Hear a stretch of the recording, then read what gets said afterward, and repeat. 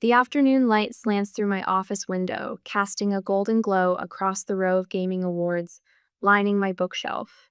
Each crystal trophy catches the light, different lifeless testaments to the journey that took me from homeless teenager to founder of North Star Games. I run my finger across my latest achievement, Game Innovation of the Year, and smile. 18 years of proving everyone wrong looks pretty good on my shelf. The doorbell rings, pulling me from my moment of quiet pride. I'm not expecting anyone. My team knows I work from home on Tuesdays to focus on our newest concept, and Zoe has her keys. I open the door and freeze. My mother stands on my porch, looking smaller than I remember. The confident woman who once ruled our family home with immaculate appearances has been replaced by someone with deeper wrinkles and anxious eyes. She clutches a weathered cardboard box against her chest like a shield. "Eden," she says, her voice wavering. "May I come in?" 18 years of minimal contact holiday cards returned unopened, voicemails deleted, graduation invitations ignored, and now she appears unannounced at my door. The urge to close it in her face nearly overwhelms me, but curiosity wins out. 5 minutes, I say, stepping aside. She walks into my home, eyes darting around, taking in the evidence of my success, the modern furnishings, the framed magazine covers featuring my games, the view of downtown Minneapolis from my window. "You've done well for yourself," she offers. I don't acknowledge the compliment. "Why are you here?" Her hands tremble as she places the box on my coffee table. "There's something you need to see." I make no move toward it. "After 18 years of silence, you bring me a box?" "Please," she whispers, pushing it toward me. "Just look." Sighing, I lift the lid. Inside are letters, several of them, neatly stacked. The moment I see the first envelope, my stomach drops. University letterheads, acceptance letters, my name. 7 of them, all from 2005. My fingertips go numb as I lift the first one. Prestigious Northeastern University. Game design program. Full scholarship. I open it with shaking hands, reading words that were meant for 17-year-old me. "We are pleased to inform you of your acceptance." I look up at my mother, ice forming in my veins. "You hid these from me." She sinks onto my couch, shoulders curving inward. I didn't know what to do. Bailey was struggling with her applications, getting waitlisted everywhere. Her voice breaks. I couldn't let her feel like the lesser daughter. The memory crashes over checking the mailbox every day after school. My heart races at the sight of thick envelopes, only to find bills and advertisements. Dad's disappointment growing each day, no acceptances arrived. Bailey's smug expression behind our parents' backs, as if she knew something I didn't. "You let Dad kick me out," I say, my voice dangerously quiet. "You watched him call me a failure at dinner that night." I can still hear his voice booming across our dining room table. "Not one acceptance letter? After all that talk about game design programs? You didn't even try, Eden. Not like your sister." My mother's eyes fill with tears. I never thought he'd go that far. I just wanted to give Bailey her moment. Another letter falls open in my hands. California Tech. Full ride. They'd wanted me. I slept on Jamie's couch for a year and a half. I continue, my voice hollow. I lost everything. My home, my boyfriend, my future. The memory of Matt's pained face as he broke up with me surfaces. I can't handle all this drama, Eden. My parents think I should focus on someone more stable. "I know," Mom whispers. "But look at what you've accomplished anyway. You're so much stronger than Bailey ever was." I laugh, the sound brittle and sharp. "Now you're proud of me, now that I've succeeded despite you." I remember the tiny back room of Console Heroes, the repair shop that became my reluctant salvation. Learning to fix gaming systems by day, teaching myself coding at night, my fingers cramped from hours of practice on a secondhand laptop. Each rejection from gaming companies who wouldn't look twice at a self-taught programmer without credentials.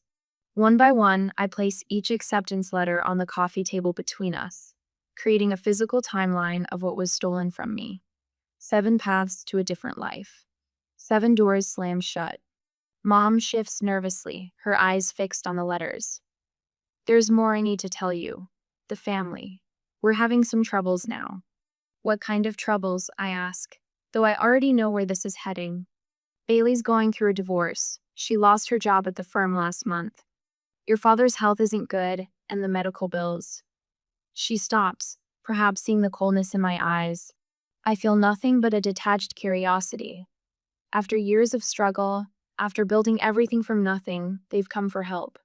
Why are you showing me these now? I ask, my voice measured and calm.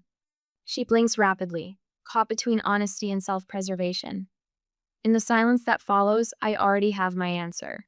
The letters between us tell a story neither of us can rewrite, but only one of us will determine how it ends. The morning sun glints off the still water of Lake Superior, casting diamond-like reflections across my cabin's pine floors.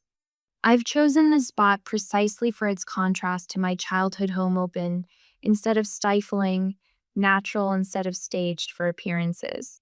No family photos line these walls, only framed concept art for my most successful games. I hear tires on gravel before I see the car. My shoulders tense as I spot Bailey stepping out of our mother's sedan. Even from this distance, I can see how the years have changed her.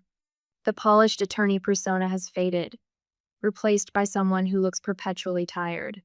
Her designer clothes have given way to department store basics, and her once perfect highlights now show a half-inch of dark roots. Mother emerges next, clutching her purse like it might flee. I make them wait a full minute before opening the door. What a lovely place, Mother says, her eyes darting around my cabin. Her tone carries the same forced cheerfulness she once used when inspecting my less-than-perfect school projects. So, rustic. Bailey sinks into my leather couch without invitation. Nice view. Must have cost a fortune. What do you want? I remain standing, arms crossed. Mother perches on the edge of an armchair, rehearsed smile in place. We thought it was time for some family healing, Eden. After I showed you those letters. After you confessed to sabotaging my future, I correct her. She flinches but continues. Yes, well, it's time to move forward. Families make mistakes, but we're still family. I remain silent, watching as their carefully constructed script unravels in the face of my stillness. Bailey breaks first. Mom, just tell her. She turns to me, irritation sharpening her features. Dad's medical bills are piling up.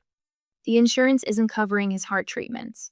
I lost my partnership at the firm last month, and Jason is dragging out the divorce proceedings to avoid paying alimony. And this concerns me how?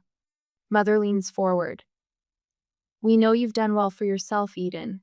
That gaming company of yours, North Star Games, I supply. Currently valued at $47 million. Mother's eyes widen slightly. Yes, well, we thought perhaps you might help with Dad's medical expenses, and Bailey needs somewhere to stay while she gets back on her feet. I walk to the window, studying the shoreline while processing their audacity. So let me understand this. You hide my college acceptances, let Dad kick me out at 17, ignore me for 18 years, and now you want what? Money? A place to stay? You always were dramatic, Bailey mutters. I turn slowly. Was I being dramatic when you helped hide those letters? Her head snaps up. What? Mom just told me yesterday, but she didn't have to. Your handwriting was on one of the envelopes. Return to sender. The realization had hit me last night while examining each letter more carefully. Bailey's face flushes. You were always showing off with your little computer games. It was embarrassing. Embarrassing? We always thought game design was just a hobby, dear, Mother interjects. Something you'd grow out of. Bailey leans back, arms crossed defensively. We never thought you'd actually succeed at it. The rage that shoots through me is so intense I have to grip the windowsill. While you were attending law school graduation parties, I was sleeping on a repair shop floor because Jamie's parents couldn't keep me forever. While Dad was bragging about his lawyer daughter, I was working 3 jobs and teaching myself coding at midnight. I walk to my desk and pull out an old laptop, scratched and dented but still functional. This cost me 4 months of paychecks. I sold plasma twice a word it. Every gaming company rejected me because I had no credentials your family made sure I couldn't get. My phone buzzes. Jamie's name flashes on the screen. Hey Jay, I answer, turning away from my family. The team meeting's still on for 4? Jamie's voice grounds me, reminds me of who stood by me when it mattered. Perfect. Tell Marcus I approve the new concept art. See you then. I hang up, strengthened by this brief connection to my real support system. Mother watches me intently. Your team sounds important to you. They are my family, I say simply. They believe in me. Always have. A flash of memory. Christmas Eve 6 years ago, huddled with Jamie and our first 3 employees around a space heater in our tiny rental office. We'd ordered Chinese food while my parents attended Bailey's law school graduation celebration. Eden, Mother begins, her voice softening to the tone she once used to coax me into family photos. We're still your family. We made a mistake. A mistake is forgetting a birthday, I reply. What you did was deliberate sabotage. Bailey stands, desperation replacing her earlier defensiveness. I need a place to stay while I get back on my feet. Just a few months. I look at them both, these strangers who share my blood, but none of my values. I think of the letters, carefully preserved in my office safe. Of the 17-year-old who cried herself to sleep in Jamie's basement. Of the girl who became a woman without their help or love. I stand, straighten my shoulders. Towering over them both, I feel nothing but a distant pity. Family doesn't steal futures, I say, walking toward the door. My voice carries a calm certainty that surprises even me. I'll be in touch. I hold the door open, the message clear. As they shuffle past, I remain rooted in the doorway of the home I built for myself, one they could never take away. The first month's rent for my apartment eats nearly every dollar I've saved. It's a generous term to call it an apartment more accurately. It's a studio the size of a generous walk-in closet, with water stains mapping constellations across the ceiling. But it's mine. I arrange my secondhand desk beneath the only window. The desk wobbles when I type, so I fold a takeout menu and wedge it under the short leg. My whiteboarded garage sale sign dominates the wall beside my twin mattress on the floor. It's covered in multicolored scrawls, game mechanics, storyline fragments, and a growing collection of rejection emails paraphrased into lessons. Concept lacks market viability. Translated: make something people actually want. Insufficient technical demonstration. Translated: learn to code better. Requires industry experience. Translated: find another path in. 3 a.m. finds me hunched over my keyboard, eyes burning. Then it happens not with a dramatic flash of inspiration, but with a quiet realization that settles into my bones. I've been designing games I thought would impress established companies. Games I don't actually want to play. I push away from my desk, grab a marker, and wipe my whiteboard clean. In the center, I write 2 words: North Star Games. My own company. My own vision. No more begging for approval from gatekeepers who can't see past my lack of credentials. Month 11 of development, and my landlord's patience wears as thin as my wallet. I stand in the parking lot of Lenny's used cars, watching a stranger drive a Honda. The envelope of cash in my pocket feels simultaneously heavy and insufficient. It's enough for 3 months' rent, maybe 4 if I cut back on everything else. 2 weeks later, I'm coding by candlelight. The electricity notice came, yesterday final warning. Service terminated. My laptop battery has 3 hours left. I gather my notes. The 24-hour diner 3 blocks away has outlets and free refills for paying customers. The waitress there, Vera, has started saving me the corner booth on Tuesday nights. My phone buzzes as I lock my apartment door. Bailey's name flashes on the screen. Hey there, little sis, she says when I answer, her voice dripping with sugary concern. Just checking in. How's the little game project coming along? I hear the eagerness beneath her words, the hunger for details of my struggle. These calls always come when our parents are nearby, so Bailey can relay my failures in real time. It's going great, I lie, shivering as I walk through the November chill. Investors are showing interest. She pauses, momentarily thrown. Oh, Well, that's nice. Dad got the family newsletter printed. I made partner at the firm, so there's a whole section about that. What she doesn't say, I'm not mentioned at all. Just like the Christmas card that arrived last week with the Brooks family, signed in my mother's perfect handwriting. You've got 15 minutes. Marcus Washington checks his watch, not looking up from the stack of portfolios on his desk. As founding partner of Washington Gameworks, he's a legend in indie development circles and notoriously impatient. I place my laptop on his desk and open the prototype. No fancy presentation, no rehearsed speech, just the gamey vision made real through months of solitary work. It's called Recode, I say, stepping back to let him explore the interface. An immersive narrative where players literally rewrite their world to solve puzzles and advance the story. His fingers move across the keyboard, testing boundaries I've spent months perfecting. 14 minutes pass in silence. Where did you study? He asks without looking away from the screen. I didn't, self-taught. Now he looks up, really seeing me for the first time. Bullshit. I taught myself C++ from library books. I shrug. JavaScript from online tutorials. He leans back in his chair. You're Eden Brooks. Yes. The coffee shop girl who fixed my daughter's gaming console last year. Marcus is quiet for a long moment, studying me with new interest. Then he reaches for his checkbook.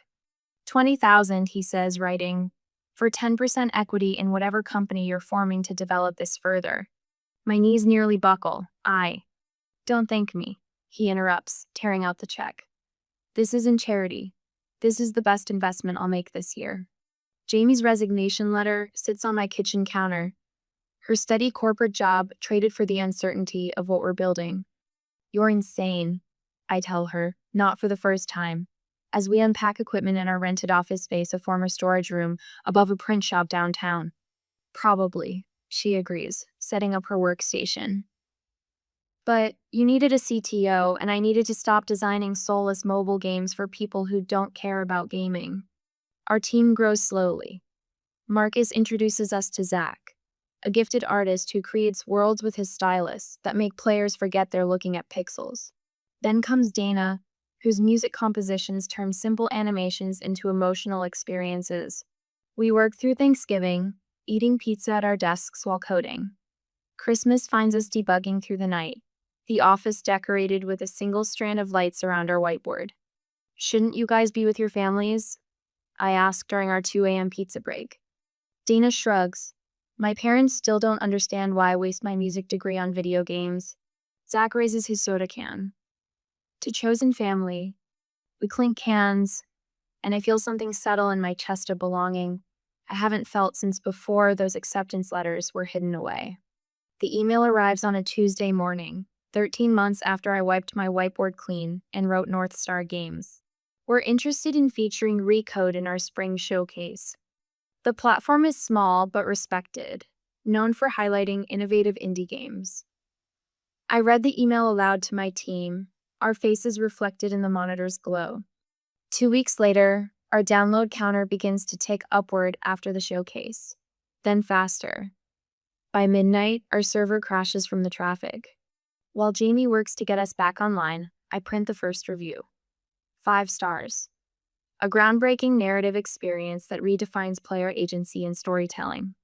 I frame it, hanging it above my desk, where a college diploma might have gone in another life.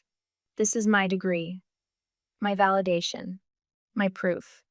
This is the path I built when every other one was stolen from me. The morning light streams through the floor-to-ceiling windows of North Star's headquarters, illuminating the sleek, modern space we've built from nothing. I stand at the threshold between my modest office and our state-of-the-art testing lab, watching my team work. 42 employees now, each one carefully chosen, each one believing in our vision when the industry said we'd fail. My office remains small and functional, just enough space for creativity without excess. But the testing lab beyond is our crown jewel. Cutting-edge equipment, customized workstations, and the vibrant energy of passionate developers. The contrast isn't accidental. I've learned that balance between humility and ambition is what drives sustained success. My eyes drift to the framed review on my Waller first positive press coverage, when GameStream called our debut release revolutionary in its approach to player agency. I had it framed not in gold or mahogany, but in the same cheap black plastic as the frame that once held my high school diploma. A reminder of beginnings. My phone buzzes for the third time today. Mother again. I silence it without looking and return to my desk where my tablet displays the latest in a growing collection of desperate family communications. 7 voicemails from my mother in the past week, each more urgent than the last. Eden, please call us back. We really need to talk. Your father isn't doing well. He's asking about you. Can we please just have lunch? Somewhere public, if that makes you feel better. And then yesterday, the security footage Jamie forwarded. Bailey standing in our lobby, demanding to see me, eventually being escorted out by security. Her designer handbag clashing with her frayed composure. This morning's email from our PR director included screenshots of my father attempting to connect with our business partners on LinkedIn. Clumsy digital footprints from a man who once called computers expensive toys. You need to see this, Jamie says, appearing in my doorway with her tablet extended. Her expression warns me it's nothing good. I take it and scroll through recent social media posts from my family members Sudden, enthusiastic mentions of how they've always supported Eden's creativity and how family has always been the backbone of her success. Mother has even unearthed a photo of 12-year-old me holding a gaming controller, captioned with fabricated pride. They're getting desperate, I say, handing the tablet back. Jamie sits across from me. What's your play here? I don't answer immediately. Instead, I open my bottom drawer and extract a leather portfolio one Marcus gave me when we secured our first major investor. Inside is the legal consultation I obtained last week, outlining options for establishing formal boundaries. I've been doing some calculations, I tell her, revealing the spreadsheet I've been meticulously developing, about exactly what was stolen from me. Jamie leans forward, her eyes widening as she scans the document. You're itemizing it? Every dollar. My voice remains steady, emotions carefully contained. 4 years of tuition at California Tech, housing costs, projected entry-level salary in game development from 2009 to 2012, opportunity costs, interest. I slide the tablet toward her, showing the final figure, $184,200. My assistant Raj appears at the door, freezing when he glimpses the spreadsheet. Is that what I think it is? It's an invoice, I confirm, for what I lost when they decided my future wasn't worth as much as Bailey's ego. Are you actually sending them a bill? His shock is evident, but there's something else in his expression, a recognition of the power in quantifying pain. This isn't about money, I explain, though of course it partly is. Money speaks the language my parents understand. It's about acknowledgement. They want to pretend those years of struggle never happened. That they didn't watch me nearly destroy myself building something from nothing. My team stays silent as I finalize the PDF, attaching it to an email with a simple message. If you truly want to make things right, this is your starting point. The cursor hovers over send for only a moment before I click. It's done. 3 minutes pass before my mother's reply appears. We don't have that kind of money. Not, I'm sorry. Not, you're right. Just an immediate deflection of responsibility. I close my laptop and look up at the concerned faces surrounding me. They understand what comes next, even if my family doesn't. This response tells me everything I need to know about their sudden reappearance in my life. The next step in my plan crystallizes. It won't be about revenge, I've moved beyond that. It will be about closure, about drawing lines that can never again be crossed without consequence. I stand, suddenly eager to return to the testing lab where real work happens. Let them worry about how to respond, I say. I've spent 18 years figuring out how to live without them. They can spend a few days learning what it feels like to be powerless. As my team disperses, I pause at the framed review on my wall, tracing the word revolutionary with my fingertip. Some revolutions begin with grand gestures. Others, like mine, start with an invoice, and the quiet power of putting a price on what was once deemed worthless. The afternoon light slants through the conference room windows of North Star Games, casting long shadows across the polished table where Jamie and my three closest team members sit.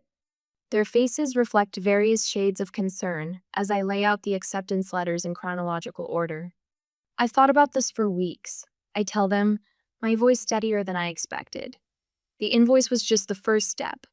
Eliza, my lead designer, glances at the letters, then back at me. They didn't respond to the invoice at all. Oh, they responded. I pull up the email on my phone. My mother said they don't have that kind of money, as if that was ever the point. Jamie leans forward, elbows on the table. 18 years of friendship has given her an almost supernatural ability to read my intentions. This isn't about getting even, is it? It's about closure. Exactly. I tap my finger on the University of Southern California Letter Me Top Choice, full ride, the golden ticket to the future I dreamed of. I don't want their money. I want them to understand what they took from me. Marcus, my marketing director who started as an intern when we were both working out of a garage, frowns. What are you thinking? A letter? A formal statement? I shake my head. Something they can't ignore or explain away. Something that will sit in their house and remind them every single day. The team exchanges glances, but it's Zach who finally speaks. The acceptance letter itself. Framed. For the first time today, I smile. With a very specific inscription. My hands tremble slightly as I lift the USC acceptance letter from its envelope. The yellowing paper feels fragile, like a pressed flower preserving a moment that never fully bloomed. I smooth it carefully on my desk, studying the official letterhead, the enthusiastic language, the generous scholarship offer. This one, I tell the framer, sliding it across the counter in its protective sleeve. I want something simple but substantial. Black frame, acid, free matting. The framer, a gray-haired woman with artist's hands, studies the letter. This is from 2005, she observes. Must be important to you. It was supposed to be, I reply, my voice carefully neutral. I'd also like an inscription on a brass plate at the bottom. She reaches for her notepad. What would you like it to say?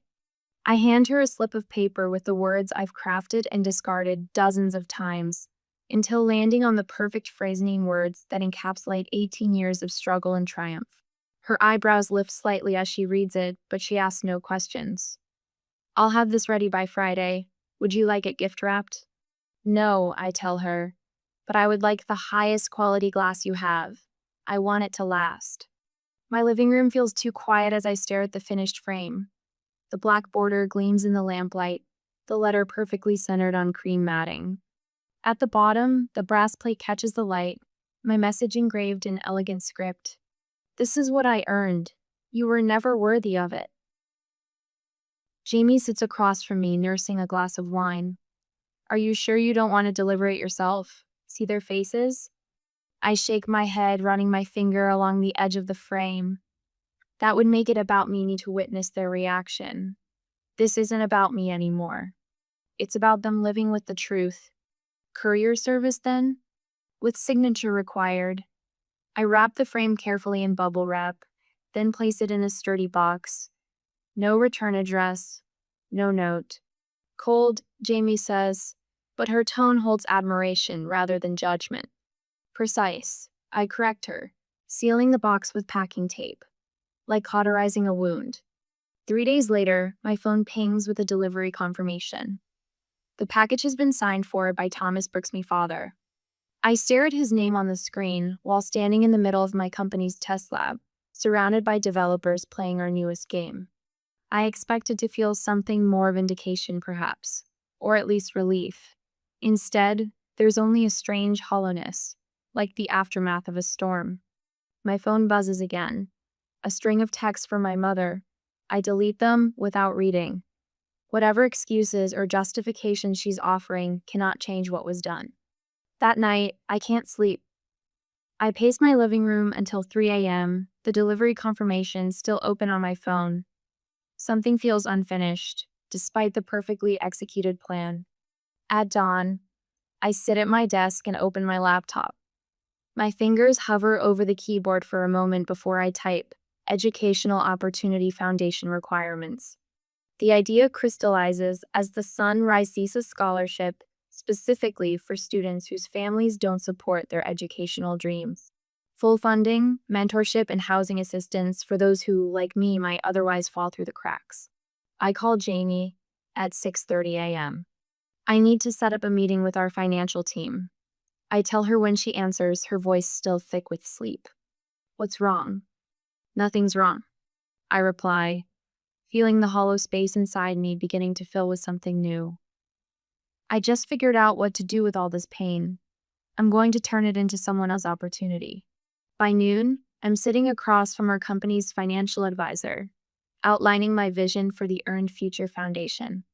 As I describe the scholarship criteria, his initial skepticism transforms into genuine interest. This is more than a tax write-off, he observes. This is a legacy. I think about the framed letter now sitting in my parents' house, the silent rebuke it represents. It served its purpose closing one chapter, but this foundation will open countless new ones. The best revenge isn't sending a message, I tell him, pulling up the application form I've already drafted. It's making sure no one else has to overcome what I did.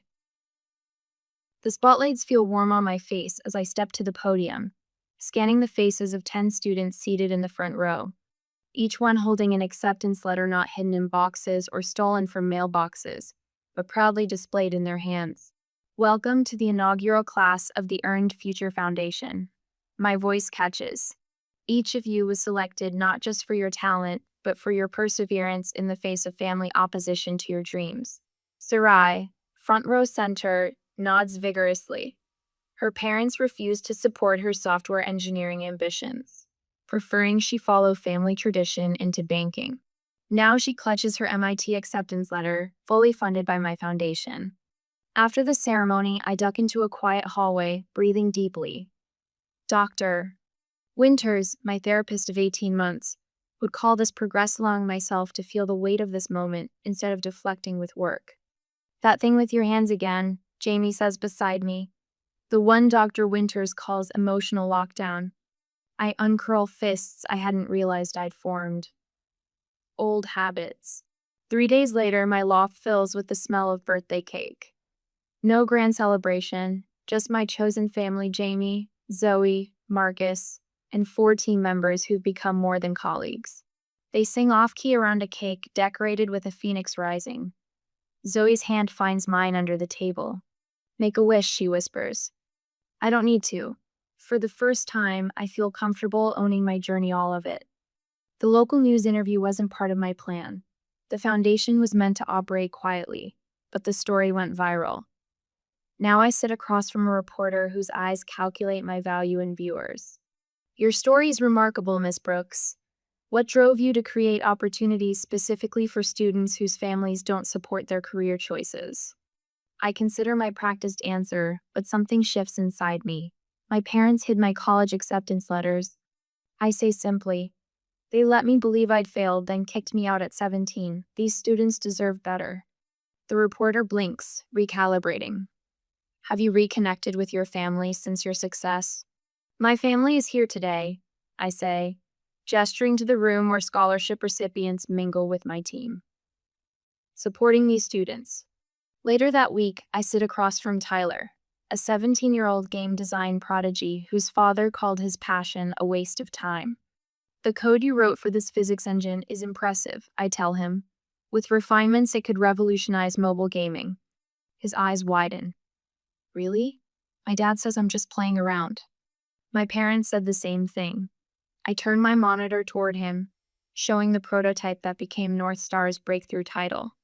As Tyler leaves, my assistant mentions the news segment is trending online.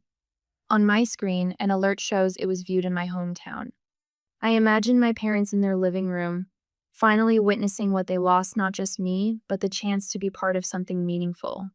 The nationwide expansion announcement exceeds our expectations. 30 scholarships next year, with partnering tech companies offering mentorships. Standing at the industry conference podium, I unveil both the program growth and North Star's most ambitious gameatone, that weaves lessons about chosen family throughout its narrative. Success isn't measured by meeting family expectations, I tell the audience. It's about creating something meaningful from your unique vision, regardless of who believes in you. That evening, I retreat to my cabin on Lake Superior. The sunset paints the water gold as I read a letter from Sarai, now completing her first semester. You showed me that sometimes our real family is the one we build, not the one we're born into.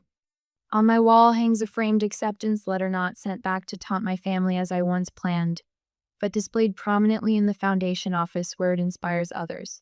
Sometimes the best revenge is creating the future they tried to steal from you.